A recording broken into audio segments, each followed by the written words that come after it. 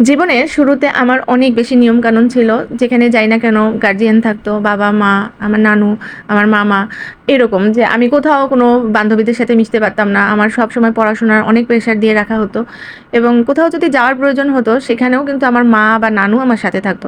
আমাকে কখনো কোথাও একা ছাড়া হতো না। তো বিয়ের পরে আমার এই জিনিসগুলো একই রকম থেকে যায়।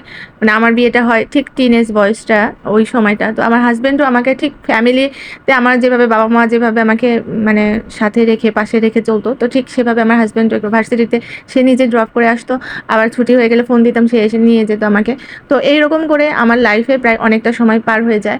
তো তখন আমার হাসব্যান্ড মাঝে, মাঝে বিজনেসের কাজে আমাকে নিয়ে যেত সাথে কখনো আমার যখন সুযোগ থাকতো আমাকে নিয়ে যেত। আবার যখন সুযোগ থাকতো না তার একা যেতে হবে দেশের বাইরে, তখন সে চলে যেত বা বিভিন্ন জায়গায় কাজের জন্য যেহেতু সে বিজনেসম্যান ছিল তাকে যেতেই হতো। তো আমাকে তখন বাসায় থাকতে হতো। যদিও বা আমাকে ওই সময় কাজের মানুষ ছিল, ভাই ছিল, দেখাশোনার মানুষ ছিল। তো আমি ঠিক ওই জিনিসটা আমি খুব অনুভব করতাম। যেমন বাবা-মাকে ছাড়া সন্তান কেমন অসহায় হয়ে যায় না? যে ছোটবেলায় বাবা-মা আমাকে অনেক যেভাবে আগলে রাখছিল সে ঠিক সেভাবে আমার হাসব্যান্ডও আমাকে আগলায় রাখার চেষ্টা করে। তো ও হচ্ছে আমাকে যখন ছেড়ে চলে যেত তখন আমি সারারাত কান্না করতাম। মানে আমার ভাল লাগতো না। মানে সে আমার হাসব্যান্ড যতটা তাতেও বেশি হচ্ছে আমাকে কেয়ার করত। এটা আলহামদুলিল্লাহ আমার জীবনে অনেক বড় একটা সুখ যে সে আমাকে অনেক বেশি টেক কেয়ার করে। আমার থেকেও আমার নিজেকে যতটুকু প্রয়োজন তার থেকেও বেশি সে আমার ব্যাপারে খেয়াল করে। তো এবার হচ্ছে সে দেশের বাইরে গেছে আমাকে রেখে আবারও। কিন্তু এখন আমি মনে হয়, এখন আমার অনেকটা মনে হয় যে না, বেশ তো তার বিরহে কান্না করলামই করলাম। এখন একটু নিজেকে গুছিয়ে নেওয়া দরকার। তো সে চলে গেছে। তো আমি ভাবলাম যে একটু নিজেকে এনজয় করি।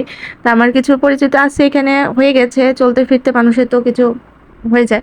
তো আমার কিছু পরিচিত মানুষ আছে তাদেরকে আমি ডেকেছিলাম এবং তারা আজকে সারাদিন আমার সাথে সময় কাটিয়েছে এবং তারাই নিজেরা রান্না করেছে। আমরা শুধু একটু বাজার করছিলাম, করছিলাম।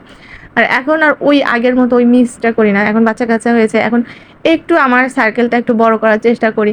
যাতে করে এই যে মানুষ এখন হারিয়ে যাচ্ছে।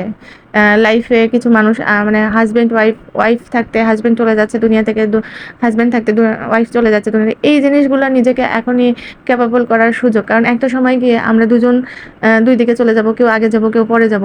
তো এই জিনিসগুলোকে একটু নিজেকে সুইটেবল করার চেষ্টা করি এবং বোঝার চেষ্টা করি। কিন্তু ওই তো ছোটবেলা থেকে একটা অভ্যাস আছে কারো না কারো ছায়ায় আমাকে থাকতে হয়। তা সেটা আগে ছিল বাবা-মা, নানু, আমার মামা আর এখন সেটা হয়ে গেছে আমার হাসব্যান্ড কেন্দ্রিক। সে বাইরে যাওয়ার সময় একটা কথাই বলে, "তুমি কোথাও যাবা না।